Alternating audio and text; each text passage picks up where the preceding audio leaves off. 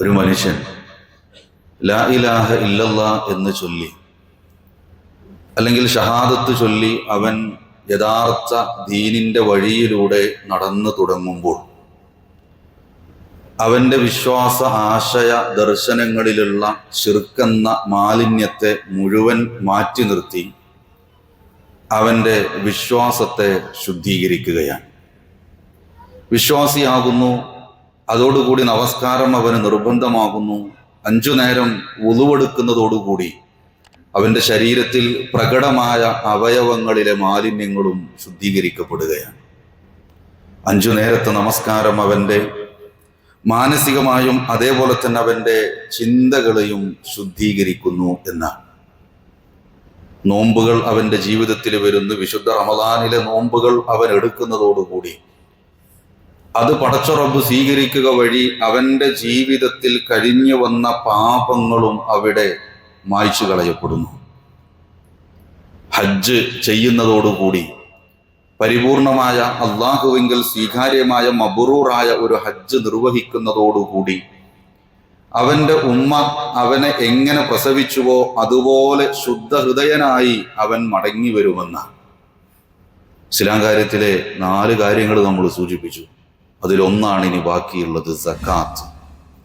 ആ സക്കാത്തും അവനെ ശുദ്ധീകരിക്കുന്നുണ്ട്. എങ്ങനെ? അവന്റെ സമ്പത്തിനെ അല്ലാഹു സുബ്ഹാനഹു വ തആല അവന് നൽകിയ അവന്റെ സമ്പാദ്യത്തെ ശുദ്ധീകരിക്കുന്നിടത്താണ് സക്കാത്ത് എന്ന പദം കടന്നു വരുന്നത്. നോമ്പിന്റെ ലക്ഷ്യം ചക്കുവയുണ്ടാകലാണ്, മനസ്സിനെ ശുദ്ധീകരിക്കലാണ്, പാപങ്ങൾ കഴുകിക്കളയലാണ്. ഈ റമദാനിന്റെ ചൈതന്യം നമ്മുടെ ഹൃദയത്തിൽ ഉള്ളതോടുകൂടി അതേപോലെ തന്നെ ഓരോ 5 വക്ത് നമസ്കാരത്തിലും നമ്മുടെ ഹൃദയത്തെ ശുദ്ധീകരിക്കുന്നത് പോലെ ഹജ്ജ് കൊണ്ട് പരിപൂർണമായി നാം ശുദ്ധീകരിക്കപ്പെടുന്നത് പോലെ സക്കാത്ത് കൊണ്ട് നമ്മുടെ സമ്പത്തിനെ ശുദ്ധീകരിക്കേണ്ടതുണ്ട്.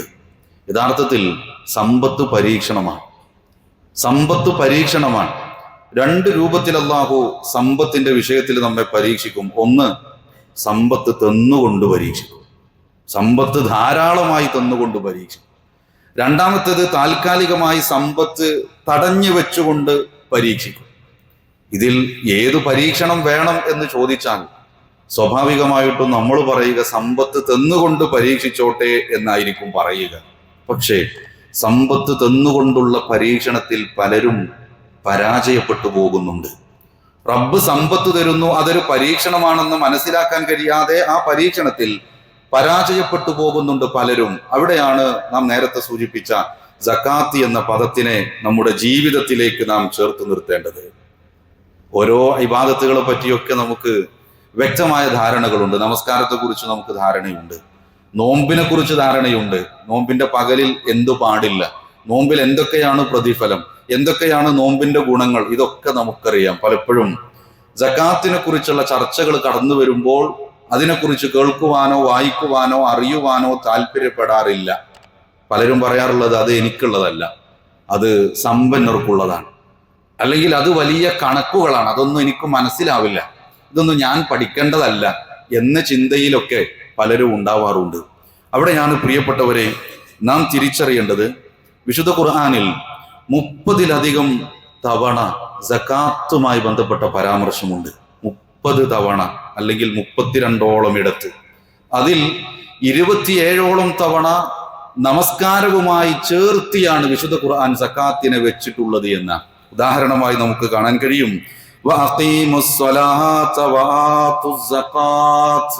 നമസ്കാരത്തിന്റെ കൂടെ ചേർത്തു പറഞ്ഞു. ഇങ്ങനെ 27 തവണ, ആകെ 30-32 തവണ പറഞ്ഞതിൽ 27 തവണ നമസ്കാരത്തിന്റെ കൂടെ ചേർത്തു പറഞ്ഞു എന്നാണ്. ഇനി നമ്മൾ ആലോചിക്കുക, നമസ്കാരത്തിനെ പോലെ നമുക്ക് സക്കാത്തിനെ കുറിച്ച് അറിയുമോ എന്നത് നമ്മളൊന്ന് ആലോചിച്ച് നോക്കൂ. എത്ര സുന്നത്ത് നമസ്കാരങ്ങളുണ്ട്, ഏതൊക്കെയാണ് നമസ്കാരത്തിന്റെ റക്അത്തുകൾ, ഏതൊക്കെയാണ് നമസ്കാരത്തിന്റെ സമയങ്ങൾ, നമസ്കാരത്തിലെ പ്രാർത്ഥനകൾ, നമസ്കാരത്തിൽ മറന്നുപോയാൽ ഇതെല്ലാം നമുക്കറിയാം. സക്കാത്തിനെ പറ്റി നമ്മൾ ഇരുന്ന് ആലോചിക്കുക, എനിക്ക് എന്തറിയാം. ഇവിടെയാണ് അതിന്റെ ഗൗരവം പ്രിയപ്പെട്ടവരെ നാം മനസ്സിലാക്കേണ്ടത്. സൂറത്തുൽ മുഅ്മിനൂനിൽ സത്യവിശ്വാസികളുടെ ഗുണങ്ങൾ ഇങ്ങനെ എണ്ണി പറയുന്നിടത്ത് വിശുദ്ധ ഖുർആൻ ഓർമ്മപ്പെടുത്താൻ ഖദ് അഫ്ലഹൽ മുഅ്മിനൂൻ വല്ലദീന ഹും ലിസ്സകാത്തി ഫാഇലൂൻ. വേറെയും കാര്യങ്ങൾ പറയുന്നുണ്ട്. അതിന്റെ ഇടയിൽ പറയുന്നതാണ് അവരുടെ സകാത്ത് കൃത്യമായി കൊടുത്തു വീട്ടുന്നവരാണ്. ഇപ്പോഴും നമ്മിൽ പലരും ആലോചിക്കുന്നത്, ഞാൻ സകാത്ത് കൊടുക്കേണ്ട ആളല്ലല്ലോ, ഞാനൊന്നും സക്കാത്ത് കൊടുക്കേണ്ടതില്ല, എനിക്ക് കടമുണ്ടല്ലോ എന്ന ചിന്തയിലായിരിക്കും ഉണ്ടാവുക. ഇന്ന് ഇൻഷാ അള്ളാഹ് സക്കാത്തുമായി ബന്ധപ്പെട്ട ചില വിഷയങ്ങൾ നമുക്ക് വളരെ വിശദമായി കൊണ്ട് തന്നെ പഠിക്കേണ്ടതുണ്ട്. അള്ളാഹു സുബ്ഹാനഹു വ തആല ഇത്തരം വിഷയങ്ങൾ, ദീനീപരമായ വിഷയങ്ങൾ പഠിക്കുവാനും പ്രാവർത്തികമാക്കുവാനുമുള്ള താല്പര്യവും തൗഫീഖും നൽകി നമ്മെ ഏവരെയും അനുഗ്രഹിക്കുമാറാവട്ടെ. പ്രിയപ്പെട്ടവരെ, സമ്പത്തിനെ ശുദ്ധീകരിക്കുക സക്കാത്ത് കൊണ്ടാണ് എന്ന് നമ്മൾ പറഞ്ഞല്ലോ. സക്കാത്ത് എന്ന പദത്തിന് രണ്ടർത്ഥമുണ്ട്. സക്കാത്ത് എന്ന പദത്തിന് രണ്ടർത്ഥം നൽകാം. അതിലൊന്ന് ശുദ്ധി എന്നാണ്, രണ്ടാമത്തത് വളർച്ച എന്നാണ്. രണ്ട് അർത്ഥം നമുക്ക് സക്കാത്തിന് നൽകാൻ പറ്റും.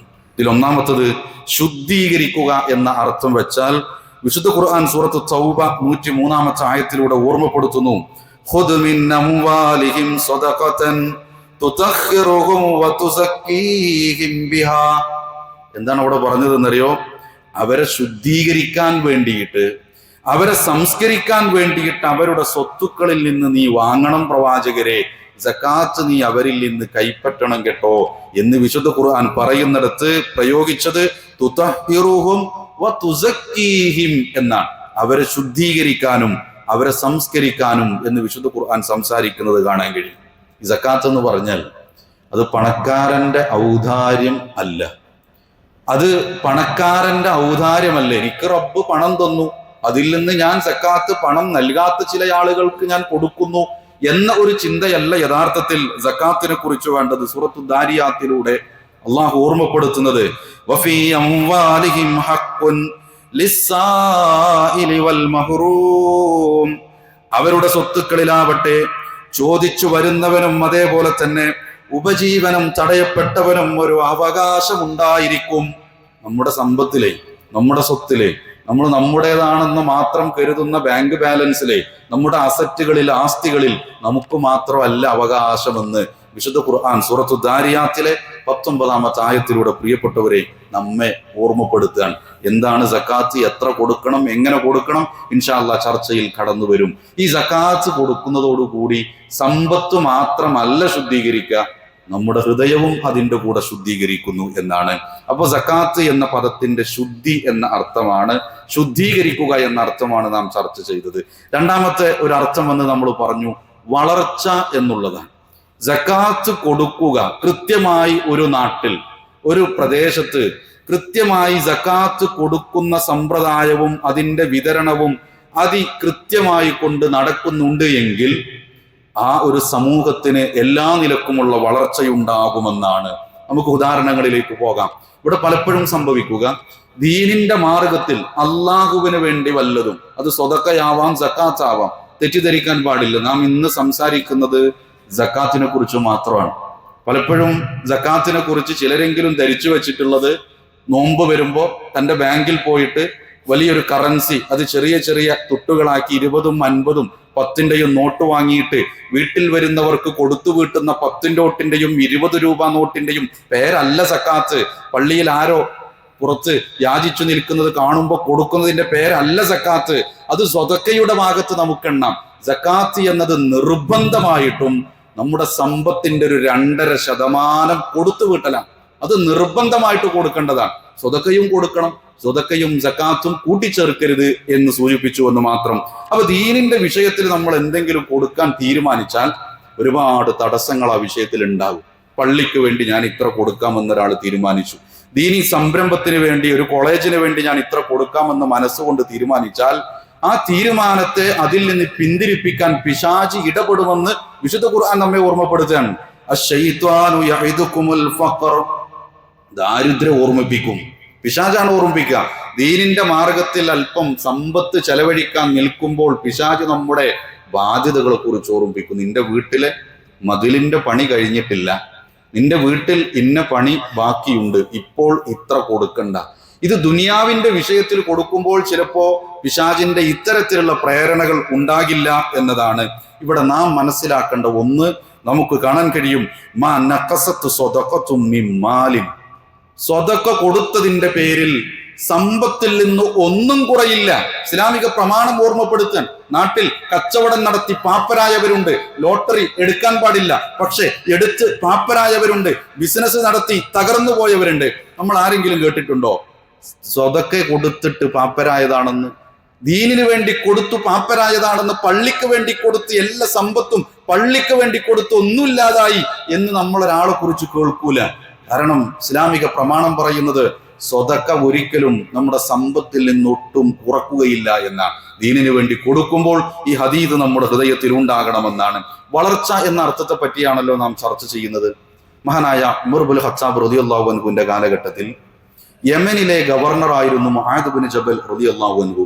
റസൂലുള്ളാഹി സ്വല്ലല്ലാഹു അലൈഹി വസല്ലം ജീവിച്ചിരിക്കുമ്പോഴും മുആദ് ഇബ്നു ജബൽ റളിയല്ലാഹു അൻഹു തന്നെയാണ് യമനിലെ ഗവർണർ. അങ്ങനെ ഉമർ ഇബ്നുൽ ഖത്താബ് റളിയല്ലാഹു അൻഹുവിന്റെ കാലഘട്ടമെത്തി.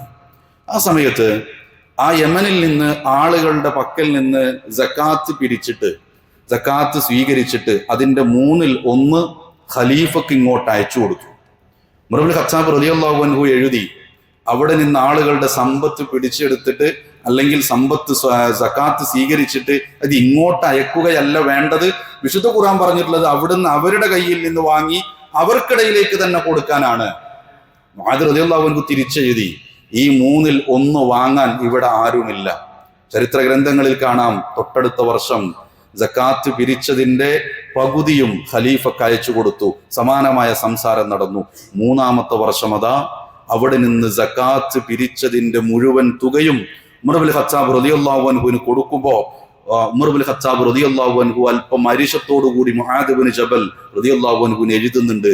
തിരിച്ചു കൊടുത്ത മറുപടി ഇങ്ങനെയാണ്, മാ വജത്തു അഹദൻ യഖുദു മിന്നി ഷൈഅ, എന്നിൽ നിന്ന് സക്കാത്തിന്റെ അവകാശികളായി വല്ല നാണയവും സ്വീകരിക്കാവുന്ന ഒരാളും ഇന്ന് യമനിലില്ല എന്ന് മുആദ് റളിയല്ലാഹു അൻഹു പറഞ്ഞു വന്നത് ചരിത്രം നമുക്ക് കിതാബുൽ അംവാൽ എന്ന ഗ്രന്ഥത്തിൽ ഇമാം അബൂ ഉബൈദ് അൽ ഖാസിം ഇബ്നു സലാം രേഖപ്പെടുത്തി നമുക്ക് കാണാൻ കഴിയുന്നുവെന്നാണ്. യമനിന്റെ ചരിത്രം നമ്മൾ ഓർക്കണം. പ്രവാചകൻ സല്ലല്ലാഹു അലൈഹി വസല്ലമയുടെ അരികിലേക്ക് യമനിൽ നിന്ന് ചില ആളുകൾ വരുന്നു എന്ന് പറഞ്ഞാൽ അതിന്റെ ബാക്കി ഭാഗത്ത് കാണാം റസൂലുള്ളാഹി സ്വല്ലല്ലാഹു അലൈഹി വസല്ലം സ്വഹാബികളെ വിളിച്ചിട്ട് വല്ലതും കൊണ്ടുവരൂ എന്ന് പറയും. എന്ന് പറഞ്ഞാൽ പട്ടിണി പാവങ്ങളുടെ യമനായിരുന്നു അന്ന്. ഉമർ ഇബ്നുൽ ഖത്താബ് റളിയല്ലാഹു അൻഹുവിന്റെ കാലഘട്ടത്തിൽ ഇസ്ലാമിക വ്യവസ്ഥ സമ്പൂർണ്ണമായി യമനിനെ ഇങ്ങനെ കീഴടക്കുമ്പോൾ സക്കാത്ത് വാങ്ങാൻ ആളില്ലാത്ത അവസ്ഥ അന്ന് യമനിൽ ഉണ്ടായി എന്നാണ്. ഇത് വീണ്ടും നമുക്ക് കാണാൻ കഴിയും. ഉമർ ബിൻ അബ്ദുൽ അസീസ് റഹിമഹുള്ളയുടെ കാലഘട്ടത്തിൽ ഇറാഖിലും സക്കാത്തിന്റെ അവകാശികളുണ്ടോ എന്ന് ചോദിച്ചു നടക്കേണ്ടുന്ന സാഹചര്യം ഉണ്ടായിരുന്നു എന്ന് സീറത്ത് ഉമർ ബിൻ അബ്ദുൽ അസീസ് ആ ഒരു ഗ്രന്ഥത്തിൽ അബ്ദുല്ലാഹ് ബിൻ അബ്ദുൽ ഹക്കം രേഖപ്പെടുത്തുന്ന നമുക്ക് കാണാൻ കഴിയും. സക്കാത്ത് കൃത്യമായി കൊടുത്തു വീട്ടിയാൽ അവിടെ ആ സാമ്പത്തിക അന്തരം ഇല്ലാതെയാകും എന്നതാണ്. അപ്പോ സക്കാത്ത് എന്നതിന്റെ വളർച്ച എന്ന അർത്ഥത്തെയും നാം സൂചിപ്പിക്കുകയുണ്ടായി. ഇനി എന്തിനൊക്കെയാണ് നാം സക്കാത്ത് കൊടുക്കേണ്ടത്? എന്തിനൊക്കെയാണ് നാം സക്കാത്ത് കൊടുക്കേണ്ടത്? വളരെ വിശദമായി ചർച്ച ചെയ്യേണ്ടുന്നതാണ്.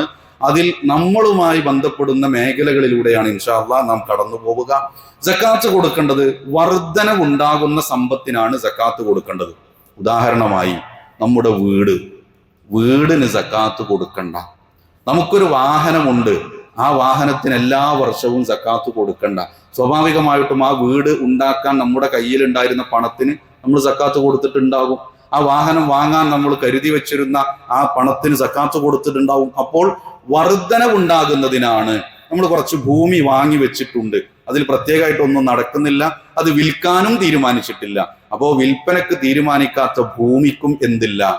സക്കാത്തില്ല. കാരണം അതിൽ വർധനവില്ല. എപ്പോൾ ഭൂമി വിൽക്കണമെന്ന് നാം ആഗ്രഹിക്കുന്നുവോ തീരുമാനമെടുക്കുന്നുവോ അപ്പോൾ മുതൽ ആ ഭൂമിക്കും സക്കാത്ത് കൊടുക്കേണ്ടി വരും. അതേപോലെ തന്നെ കൃഷിയുമായി ബന്ധപ്പെട്ട് സക്കാത്തുണ്ട്, സ്വർണവുമായി ബന്ധപ്പെട്ട് സക്കാത്തുണ്ട്, കച്ചവടത്തിന് സക്കാത്തുണ്ട്, കന്നുകാലികൾക്ക് സക്കാത്തുണ്ട്, നിധി കിട്ടിയാലും ഒക്കെ സക്കാത്തുണ്ട്. അപ്പോൾ ഇതൊക്കെയാണ് സക്കാത്ത് എന്തിനൊക്കെ കൊടുക്കണം എന്നുള്ള വിഷയത്തിൽ. ഇതിൽ എത്ര കൊടുക്കണം ഇൻഷാ അല്ലാഹ് നമ്മുടെ ചർച്ചയിൽ വരും.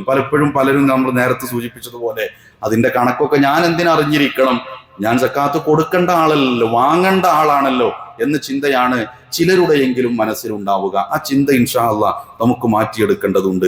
ഇനി ആരാ കൊടുക്കേണ്ടതെന്ന്, ആരാ സക്കാത്ത് കൊടുക്കേണ്ടത്?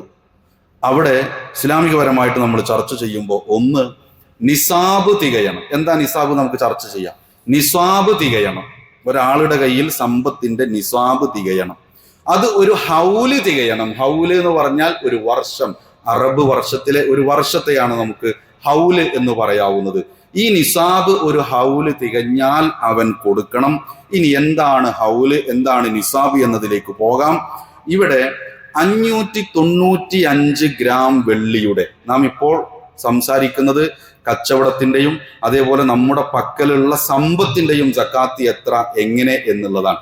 595 ഗ്രാം വെള്ളിയുടെ വില അതെത്രയാണ് നമ്മൾ ചർച്ച ചെയ്യും. അത് നമ്മുടെ കയ്യിലുണ്ടെങ്കിൽ അവൻ നിസാബ് തികഞ്ഞവനായി. ഫിഖിഹിൽ 590 ഗ്രാം എന്നുണ്ട്. ഏറ്റവും പ്രബലമായ അഭിപ്രായം 595 ഗ്രാം എന്നാണ്. 595 ഗ്രാം വെള്ളിയുടെ വില സമ്പാദ്യമായി അത്യാവശ്യ ചെലവുകൾ കഴിഞ്ഞതിനു ശേഷവും നമ്മുടെ പക്കലുണ്ട് എങ്കിൽ നാം നിസാബ് തികഞ്ഞവനായി എന്നാണ്. നിസാബ് എന്ന് പറഞ്ഞാൽ ഒരു ധനത്തിന്റെ സക്കാത്ത് നിർബന്ധമായി തീരുന്ന അതിന്റെ പരിധിയാണ് നിസാബ്. ഉദാഹരണമായിട്ട് പറഞ്ഞാൽ പശുക്കൾക്ക് സക്കാത്ത് കൊടുക്കണം. അതിന്റെ വിശദമായിട്ട് കിടക്കല, നിസാബ് മനസ്സിലാകാൻ വേണ്ടി പറയണം. ഒരാൾ 30 പശു ഉണ്ടെങ്കിൽ സക്കാത്ത് കൊടുത്താൽ മതി. 29 പശു ഉണ്ടെങ്കിൽ കൊടുക്കണ്ട. അത് ആടുകളുടെ വിഷയം വരുമ്പോൾ 40 ആടുകൾ ഉണ്ടെങ്കിൽ സക്കാത്ത് നിർബന്ധമാകുന്നുള്ളൂ. 30 ആടാണ് ഒരാൾക്കുള്ളത്, സക്കാത്ത് കൊടുക്കണ്ട. അപ്പൊ 40 അവിടെ നിസാബ്. ഒട്ടകം വരുമ്പോൾ അത് 5 ആകും. ഇതേപോലെ നമ്മുടെ കയ്യിലുള്ള പണത്തിന്റെ, കച്ചവടത്തിന്റെ, ബിസിനസിന്റെ, നമ്മുടെ വരുമാനത്തിന്റെ നിസാബ് എന്ന് പറഞ്ഞാൽ 595 ഗ്രാം വെള്ളിയുടെ വില എന്നതാണ് നാം അതിൽ കണക്കാക്കേണ്ടത്. ഇന്നത്തെ ഒരു വില അനുസരിച്ച് 1 ഗ്രാം വെള്ളിക്ക് 285 രൂപയാണ്. അതിൽ വ്യത്യാസമുണ്ടോ? അതുമായി ബന്ധപ്പെട്ട കച്ചവട സ്ഥാപനത്തിൽ ആളുകൾക്ക് അറിയാം. അല്ലെങ്കിൽ നമ്മളത് മനസ്സിലാക്കേണ്ടത് 595 ഗ്രാം വെള്ളിയുടെ വില എന്നാണ്. എൻ്റെ അന്വേഷണത്തിൽ 1 ഗ്രാം വെള്ളിയുടെ ഇന്നത്തെ വില 285 രൂപയാണ്. ഇതിന് 595 ഗ്രാമിലേക്ക് ഇത് മാറ്റുമ്പോൾ 1,69,575 രൂപ. അപ്പോ ഏതാണ്ട് ഒരു 1.5 ലക്ഷത്തിന് മുകളിൽ, 1,69, 1,70 എന്ന് ഞാൻ കണക്ക് പറയാൻ മനസ്സിലാകാൻ, 1,70, 1,70,000 നമ്മുടെ കയ്യിലുണ്ട് എങ്കിൽ, അത്യാവശ്യ ചെലവുകൾ മാറ്റിവെച്ചിട്ട് നമ്മുടെ കയ്യിലുണ്ട് എങ്കിൽ അതിൻ്റെ 2.5% നമ്മുടേതല്ല. അത് നമ്മുടേതല്ല. ഇത് നമ്മൾ വളരെ കൃത്യമായിട്ട് ആ വിഷയത്തിൽ നമ്മൾ മനസ്സിലാക്കേണ്ടതാണ്. ഉദാഹരണമായി ഒരാളുടെ പക്കൽ ഇനി എത്ര കൊടുക്കണം എന്ന് പറയുന്നത്, ഒരാളുടെ പക്കൽ 2 ലക്ഷം രൂപ ഉണ്ട്.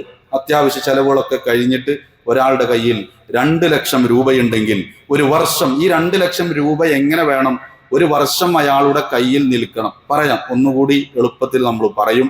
അയാൾ കൊടുക്കേണ്ടത് അതിൻ്റെ 2.5% എന്ന് പറഞ്ഞാൽ 5000 രൂപ മാത്രമാണ്. 2 ലക്ഷം ഉണ്ടെങ്കിൽ അയാൾ 5000 കൊടുത്താൽ മതി. സക്കാത്തിന്റെ ബാധ്യത കൂടും. ഇനി ഇത് എളുപ്പത്തിൽ മനസ്സിലാക്കാൻ നാം സ്വീകരിക്കേണ്ടത്, കൃത്യമായി ശ്രദ്ധിച്ചിരിക്കുക എല്ലാവരും. നിസാബ് തികയാന്ന് നമ്മൾ പറഞ്ഞു. 595 ഗ്രാം വെള്ളിയുടെ വില നമ്മുടെ പക്കൽ അത്യാവശ്യ ചെലവ് കഴിച്ചിട്ട്, അത്യാവശ്യ ചെലവ് എന്ന് പറഞ്ഞാൽ മരുന്ന്, പാർപ്പിടം, വീട്ടിലേക്ക് അത്യാവശ്യമായ സാധനങ്ങൾ, ഇതൊക്കെയാണ് അത്യാവശ്യം. അല്ലാതെ 2 വാഹനം കാർപോർച്ചിലുണ്ട്, 3ാമതൊരു വാഹനം കൂടി വെറുതെ ഒന്ന് കറങ്ങി നടക്കാൻ ഒരു ഇലക്ട്രിക് സ്കൂട്ടർ വാങ്ങാം, ഇത് അത്യാവശ്യമല്ല. അത്യാവശ്യത്തിനുള്ള ഒന്ന്, മലേഷ്യയിലേക്ക് ഒരു ട്രിപ്പ് പോയി, അത് അത്യാവശ്യമല്ല. ഇത്തരം ചെലവുകൾ ഇതിൽ കൂട്ടരുത്. അത്യാവശ്യ ചെലവുകൾ മാറ്റി വെച്ചിട്ട് ഈ 1,70,000 അടുത്ത് നമ്മുടെ കയ്യിലുണ്ടോ, ആരുടെ കയ്യിൽ വരുന്നോ അവൻ എന്ത് ചെയ്യാന്നറിയോ? മനസ്സിലാകാൻ വേണ്ടിയിട്ട് പറയണേ, ഒരു ബക്കറ്റ് എടുക്കുക. അപ്പൊ നിസാബുള്ള ആള് അവന്റെ കയ്യിൽ ഒരു ബക്കറ്റ്, സാങ്കല്പികമാണ്, അവനൊരു ബക്കറ്റ് എടുക്കുന്നു. അതിലേക്ക് അവൻ എന്തൊക്കെ വെക്കണം എന്നറിയോ? ഇനി അവന് കിട്ടുന്നത്, നിസാബ് എത്തിയ ആള് മാത്രമാണ് ഈ ബക്കറ്റ് എടുക്കുക. ഈ ബക്കറ്റ് അവൻ എടുത്തു കഴിഞ്ഞാൽ പിന്നീട് അവന് കിട്ടുന്ന വരുമാനം അവൻ അതിലേക്ക് ഇടണം. തൻ്റെ കച്ചവട വസ്തുക്കളുടെ ഇപ്പോഴത്തെ വില അതിലേക്ക് വെക്കാം. വാടക കിട്ടാനുണ്ട്, അത് അതിലേക്ക് വെക്കാം. അവന്റെ കയ്യിലെ ബാങ്ക് ബാലൻസ് എത്രയുണ്ടോ അത് അതിലേക്ക് വെക്കാം. ശമ്പളങ്ങൾ അതിലേക്ക് വെക്കാം. ഇതല്ലാതെ മറ്റേതെങ്കിലും രൂപത്തിൽ വല്ല ലാഭവും അവന് അതിലേക്ക് വെക്കുന്നുണ്ടോ? അതേപോലെ തന്നെ തിരിച്ചു കിട്ടുമെന്ന് ഉറപ്പുള്ള കടം, പണം, അത് എത്രയെന്നതും അതിലേക്ക് വെക്കാം. ഈ ബക്കറ്റ് അവന്റെ കയ്യിലുണ്ട്. ഇനി അവന്റെ ചെലവുകളൊക്കെ ഇതിൽ നിന്നെടുക്കാം. ആശുപത്രി കേസ് വന്നു, അതിൽ നിന്നെടുക്കാം. മക്കളുടെ വിദ്യാഭ്യാസവുമായി ബന്ധപ്പെട്ടത് അതിൽ നിന്നെടുക്കാം. നമ്മുടെ ദൈനംദിന ആവശ്യത്തിനുള്ള അതിൽ നിന്നെടുക്കാം. ഇതിലെപ്പോഴെങ്കിലും നമ്മൾ നേരത്തെ പറഞ്ഞ പോലെ നിസാബിന്റെ പരിധി കഴിഞ്ഞു, വലിയൊരു ഹോസ്പിറ്റൽ കേസ് വന്നു, എല്ലാ പൈസ എടുക്കേണ്ടി വന്നു, കടം വാങ്ങേണ്ട അവസ്ഥ വന്നു, ബക്കറ്റ് മാറ്റി വെക്കാം. എന്നാൽ ഇതൊന്നുമില്ലാതെ ഈ ബക്കറ്റുമായിട്ട്, ഇതിലുള്ള നിസാബിന്റെ സംഖ്യയുമായിട്ട്, അതിൽ കൂടുതലുള്ള സംഖ്യയുമായിട്ട് ഒരു ഹിജ്റ വർഷം അവന്റെ കയ്യിലുണ്ടെങ്കിൽ, നമ്മൾ കണക്കൂട്ടേണ്ടത് ജനുവരി 1-ാം തീയതി എന്റെ സക്കാത്തിന്റെ സമയം എന്നല്ല, അറബ് വർഷത്തിലാണ് നമ്മളത് ഹിജ്റ കലണ്ടറിൽ തന്നെയാണ് നമ്മളത് കണക്ക് കൂട്ടേണ്ടത്. റമദാൻ 1 എന്നാണ് കണക്ക് എങ്കിൽ ഈ കഴിഞ്ഞ റമദാൻ 1 മുതൽ ഈ റമദാൻ 1 വരെ നമ്മുടെ കയ്യിൽ ബക്കറ്റുണ്ട്. അവസാനം ഈ റമദാൻ 1 വരുമ്പോ ഈ ബക്കറ്റ് ചെരിയ, ആ ബക്കറ്റിൽ എത്രയുണ്ടോ, സ്വാഭാവികമായിട്ടും നമ്മുടെ ചെലവൊക്കെ ഇന്ന് പോയിട്ടുണ്ടാവും, കിട്ടുന്നതൊക്കെ ഇതിലുണ്ടാവും. അപ്പോ ആ ബക്കറ്റിൽ എത്രയുണ്ടോ അതിന്റെ 2.5% സക്കാത്തായിട്ട് കൊടുത്തോളണം എന്നാണ് ഈ കണക്ക്. അല്ലെങ്കിൽ 2.5% എങ്ങനെ കണക്ക് കൂട്ടുക? ഒരു പ്രശ്നമില്ല, എത്ര ഉണ്ടോ അതിനെ 40 കൊണ്ട് ഹരിച്ചാൽ മതിയെന്ന്. 40 കൊണ്ട് ഹരിച്ചാൽ, ഒരു സംഖ്യയെ 40 കൊണ്ട് ഹരിച്ചാൽ കൃത്യമായിട്ട് അതിന്റെ 2.5% കിട്ടും എന്നതാണ് അതിൽ മനസ്സിലാക്കേണ്ടത്. അപ്പോ ചെലവുകൾ കുറക്കണം എന്ന് നമ്മൾ പറഞ്ഞു. അത്യാവശ്യ ചെലവുകളാണ് കുറക്കേണ്ടത്. ധൂർത്തും ആഡംബരമൊന്നും ഇതിൽ പെടുത്താൻ പാടില്ല. അറബ് മാസമാണ് അതിൽ കണക്ക് വെക്കേണ്ടത്. ഹൗല് തികയാനുള്ള കണക്ക് അറബ് മാസമാണ് നമ്മൾ വെക്കേണ്ടത് എന്ന് പറഞ്ഞു. ആ സംഖ്യയുടെ 2.5% കിട്ടാൻ എളുപ്പമാർഗം 40 കൊണ്ട് ഹരിക്കലാണ് എന്ന് നാം സൂചിപ്പിക്കുകയുണ്ടായി. അപ്പോ നിസാബ് തികഞ്ഞ ഒരാളിൽ ആ സംഖ്യ നിസാബിൽ നിന്ന് കുറയാതെ ഒരു വർഷം അവന്റെ പക്കൽ നിന്നാൽ, അവൻ ആ വർഷം തീരുമ്പോൾ അവന്റെ നിസാബിന്റെ സക്കാത്തിന്റെ കൊടുക്കേണ്ട സമയം അറബി മാസത്തിൽ എത്തുമ്പോൾ അതിന്റെ 2.5% അവൻ കൊടുക്കണം എന്നാണ്. ഇതാണ് കച്ചവടവും നമ്മുടെ കയ്യിലുള്ള ബാങ്ക് ബാലൻസ് സാധാരണയായി നമ്മൾ കണക്ക് കൂട്ടേണ്ടുന്ന വിഷയത്തിന്റെ നാണയത്തിന്റെ സക്കാത്തി എന്ന് പറഞ്ഞാൽ. രണ്ടാമത്തത് സൂചിപ്പിക്കുന്നത് സ്വർണവുമായി ബന്ധപ്പെട്ടാണ്. മറ്റു വിഷയങ്ങളിലേക്ക് ഇൻഷാല്ലാ പോകുന്നില്ല. സ്വർണവുമായി ബന്ധപ്പെട്ട് നമ്മൾ മനസ്സിലാക്കേണ്ടത്, സ്വർണത്തിന്റെ നിസാബ് എന്ന് പറഞ്ഞാൽ 85 ഗ്രാം എന്നാണ്. 85 ഗ്രാം എന്ന് പറഞ്ഞാൽ 10.5 പവനും 1 ഗ്രാമും. നമുക്ക് 10.5 പവൻ എന്ന് പറയാം. 10.5 പവൻ ഒരാളുടെ കയ്യിലുണ്ട് എങ്കിൽ അത് ഏത് രൂപത്തിലാണെങ്കിലും അതിൻ്റെ 2.5% അവൻ കൊടുക്കണമെന്നാണ്. അതിൻ്റെ 2.5% നമ്മുടേതല്ല എന്നാണ്. ഉദാഹരണമായിട്ട് പറഞ്ഞാൽ ഒരാളുടെ പക്കൽ 30 പവനുണ്ട്. 30 പവൻ, സ്ത്രീകളിൽ സംസാരം കേൾക്കുന്നവരിലുണ്ട്. നമ്മുടെ ഭാര്യമാരെ കുറിച്ച്, ഉമ്മമാരെ കുറിച്ച്, മക്കളെ കുറിച്ചൊക്കെ ആലോചിക്കാം. 30 പവനാണ് ഉള്ളത്. 30 പവൻ എന്ന് പറഞ്ഞാൽ അതിനെ നമുക്ക് ഗ്രാമിലേക്ക് കിട്ടാൻ 30 × 8 വെച്ച് നോക്കാം. അങ്ങനെയാണല്ലോ, ഒരു പവൻ എന്ന് പറഞ്ഞാൽ 8 ഗ്രാം ആണല്ലോ വരിക. അപ്പൊ 30 × 8 എന്ന് പറഞ്ഞാൽ 240 ഗ്രാം കിട്ടും. ആ 240 ഗ്രാമിന്റെ 2.5% കണക്ക് കൂട്ടുക. എങ്ങനെ ഹരിക്കണം 40 എന്ന് കണക്ക് കൂട്ടിയാൽ നമുക്ക് കിട്ടുക 6 എന്നാണ്. 6 ഗ്രാം എന്ന് പറഞ്ഞാൽ ഒരു 1/4 പവൻ. അത് നമ്മുടേതല്ല, അത് കൊടുത്തോളണം. എങ്ങനെ കൊടുക്കാം? ആ സ്വർണത്തിൽ നിന്ന് തന്നെയാണ് കൊടുക്കുക. സ്വർണത്തിൽ നിന്ന് ഒരു 1/4 പവൻ എടുത്തിട്ടാണ് കൊടുക്കുക.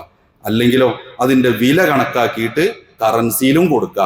കറൻസിയിൽ കൊടുക്കാൻ നിന്നാൽ എല്ലാ കൊല്ലവും അങ്ങനെ കൊടുക്കേണ്ടി വരും. അതല്ല, സ്വർണത്തിൽ നിന്ന് കൊടുക്കുകയാണെങ്കിൽ 1/4 പവൻ കുറഞ്ഞു, അടുത്ത തവണ കുറച്ചുകൂടി കുറഞ്ഞു, അവസാനം അത് 10.5 താഴെ എത്തുമ്പോൾ പിന്നെ കൊടുക്കേണ്ടി വരൂല. ഇതാണ് സ്വർണവുമായി ബന്ധപ്പെട്ട് മനസ്സിലാക്കേണ്ടത്. ഇതില് മഹർ പെടൂലേ എന്നൊക്കെയാണ് സംശയം. മഹർ പെടും എന്നാണ് ചിലരെങ്കിലും തെറ്റിദ്ധരിപ്പിക്കാറുണ്ട്. ധരിക്കുന്ന ആഭരണത്തിന്, എന്ന് ഉടണ ആഭരണത്തിന് സക്കാത്തില്ല എന്നൊക്കെ പറയുകയും റബ്ബിനെ പറ്റിക്കുന്നവരുണ്ട്. 100 പവൻ ഉണ്ടാവും, എന്നിട്ട് വർഷത്തിൽ ഒരിക്കൽ അലമാരയിൽ നിന്ന് 100 പവൻ ഇട്ട് ഒരു ദിവസം 2 റൂമിൽ അങ്ങോട്ടും ഇങ്ങോട്ടും നടന്നിട്ട് ഇത് ഞാൻ ധരിക്കണതാണ് എന്ന് പറഞ്ഞിട്ട് ആ 100 പവനും സക്കാത്ത് കൊടുക്കാതെ നടക്കുന്നവരുണ്ട് എന്നാണ്. അതിന് ചുക്കാൻ പിടിക്കുന്ന, അതിന് പ്രചോദനം നൽകുന്ന ചില സംസാരങ്ങൾ ഉണ്ടാവാറുണ്ട്. അതിൽ സൂക്ഷ്മതയാണ് നമുക്ക് വേണ്ടത്. കാരണം വിശുദ്ധ ഖുർആൻ എന്താ പറഞ്ഞെന്നറിയോ? വല്ലദീന യക്നിസൂന الذهب والفضة ولا ينفقونها في سبيل الله فبشرهم بعذاب أليم. സ്വർണവും വെള്ളിയും നിക്ഷേപമാക്കി വെക്കുകയും അള്ളാഹുവിന്റെ മാർഗത്തിൽ അത് ചെലവഴിക്കാതിരിക്കുകയും ചെയ്യുന്നവരാരാണോ അവർക്ക് വേദനാജനകമായ ശിക്ഷയെപ്പറ്റി സന്തോഷ വാർത്ത അറിയിച്ചു കൊടുക്കുക എന്നാണ്. അപ്പോഴേ 10.5 പവൻ എങ്ങനെ ഉണ്ടെങ്കിൽ അത് കൊടുക്കുക. അതിനൊരു ന്യായം നമ്മൾ കാണേണ്ടതില്ല. ഇത് വീട്ടിലെ എല്ലാവരതും കൂടി കൂട്ടേണ്ടതില്ല. വാപ്പാനെ സംബന്ധിച്ചിടത്തോളം ചെറിയ പെൺകുട്ടികളൊക്കെ ഉണ്ടെങ്കിൽ അവരുടേത് ഒരുമിച്ച് കൂട്ടാം എന്നതല്ലാതെ ചെറിയ കുട്ടികളുടേത് ഉമ്മാന്റെ കൂടെ കൂട്ടേണ്ടതില്ല, അല്ലെങ്കിൽ കെട്ടിച്ചു വിട്ട മക്കളുടേത് ഉമ്മാന്റെ കൂടെ കൂട്ടേണ്ടതില്ല. അത് അവനാന്റേതായിട്ട് തന്നെ കണക്ക് കൂട്ടുക. മഹർ അതിലേക്ക് കൂട്ടണം. ആഭരണത്തിന് സക്കാത്ത് ഉണ്ടോ ഇല്ലേ, ഫിഖ്ഹിൽ അഭിപ്രായ വ്യത്യാസമുണ്ട്. അതിൽ അഭിപ്രായ വ്യത്യാസം ഇല്ലാതിരിക്കലാണ് പ്രിയപ്പെട്ടവരെ നമുക്കതിൽ ഖൈറ്. ആഭരണം ഇഞ്ഞ് ധരിക്കുന്നത് 10 20 5 അതും കൂടി കൂട്ടിയിട്ടാണ് നമ്മൾ എന്ത് ചെയ്യുന്നത്, 10 തികയുന്നുണ്ടോ നോക്കേണ്ടത്. ഒരാൾക്ക് 11 അപ്പോൾ കൊടുക്കേണ്ടത് ബാക്കി അരപ്പവനല്ല, 11 കൊടുക്കേണ്ടത്. 15 ബാക്കി 10 കഴിഞ്ഞിട്ടുള്ള ആ ഒരു കണക്ക് 5.5 ആ കണക്കിനല്ല, അല്ലെങ്കിൽ 4.5 കൊടുക്കേണ്ടത്, 15 കൊടുക്കേണ്ടത്. എല്ലാം മൊത്തത്തിൽ കൂട്ടിയിട്ടാണ് അതിൽ കൊടുക്കേണ്ടത്. ഇതാണ് സ്വർണവുമായി ബന്ധപ്പെട്ട് നമ്മൾ മനസ്സിലാക്കേണ്ടത്. സംശയങ്ങൾ ഉണ്ടാകും, സ്വാഭാവികമാണ്. പക്ഷേ അതൊക്കെ ഒന്ന് ഇരുന്ന് പഠിക്കാൻ നമ്മൾ തയ്യാറാവണം. ഒരുപാട് സംവിധാനങ്ങളുണ്ട്, സാഹചര്യങ്ങളുണ്ട്. ഇനി ഇത് ആർക്കപ്പോൾ കൊടുക്കണ കണക്ക് നമ്മൾ പറഞ്ഞു, എത്ര കൊടുക്കണം എന്ന് പറഞ്ഞു, ആർക്ക് കൊടുക്കും? ഞാനൊരു ആയത്തും നമ്പറും മാത്രമേ പറയുന്നുള്ളൂ. സൂറത്ത് തൗബ 60. സൂറത്ത് തൗബ 60 സക്കാത്തിന്റെ അവകാശികളെ പറ്റി ആയത്തിൽ എണ്ണി പറയുന്നുണ്ട്. സൂറത്തു തൗബ 60 എന്ന് മനസ്സിൽ കൊത്തിവെക്കുക. അവരാണ് സക്കാത്തിന്റെ അവകാശികൾ എന്നത്. ഇനി ഇതെങ്ങനെ കൊടുക്കുന്ന, ഇത് കൊടുക്കാനൊരു മാധ്യമം വേണ്ടേ, അല്ലെങ്കിൽ ഇത് എങ്ങനെ കൊടുക്കും, ഈ അവകാശികൾക്ക് എങ്ങനെ കൊടുക്കും? അതിൽ നമ്മൾ മനസ്സിലാക്കേണ്ടത്, ഒരാൾക്ക് ഒറ്റക്ക് കൊടുക്കാം. ഒറ്റക്ക് ഇന്റെ സക്കാത്ത് ഇത്രയെന്നൊക്കെ കണക്ക് കൂട്ടി കൃത്യമായ കണക്ക് വെച്ച്, പലതിനും നമ്മളെടുത്ത് കണക്കുണ്ട്, പക്ഷെ സക്കാത്തിന്റെ കണക്ക് മാത്രമല്ല ഇല്ലാത്തത്. അത് ശരിക്കൊന്ന് ഇരുന്ന് ആലോചിക്കുക. പരലോകത്തിന്റെ വിഷയമാണ്. നാളെ പരലോകത്ത് നമ്മുടെ സമ്പത്ത് ഇങ്ങനെ കഴുത്തിൽ ഇങ്ങനെ ചുറ്റിയിട്ടേ നമ്മുടെ മുഖത്ത് ഇങ്ങനെ ഒരു സർപ്പമായിട്ട് വരുന്നാണ്. അത് ഇതിൽ കാണാൻ കഴിയും. അന മാലുക്ക അന കെൻസുക്ക എന്ന് പറഞ്ഞിട്ട് മുഖത്തേക്ക് ഞാൻ നിന്റെ സമ്പാദ്യമാണ്, ഞാൻ നിന്റെ മുതലാണ് എന്ന് പറഞ്ഞ ആ സർപ്പം മാഞ്ഞു കൊത്തുന്ന മനുഷ്യരുണ്ട് എന്നാണ്. നമ്മളാ കൂട്ടത്തിൽ ഇല്ലാതിരിക്കണം എന്നാണ്. അതുകൊണ്ട് ബോധമായി ഇരുന്ന് ആലോചിക്കുക. എങ്ങനെ ഇപ്പൊ ഞാൻ സക്കാത്ത് നിന്ന് രക്ഷപ്പെടുക എന്നല്ല നമ്മൾ ആലോചിക്കേണ്ടത്. സംശയങ്ങൾ ഉണ്ടാവുമ്പോഴും ഞാൻ എത്ര കൊടുക്കേണ്ടത് എന്ന ചിന്തയിലേക്കാണ് നമ്മൾ ഉയർന്നു വരേണ്ടത്. നമ്മൾ പറഞ്ഞല്ലോ, ഒറ്റയ്ക്ക് നമുക്കത് കൊടുത്തു വീട്ടാം.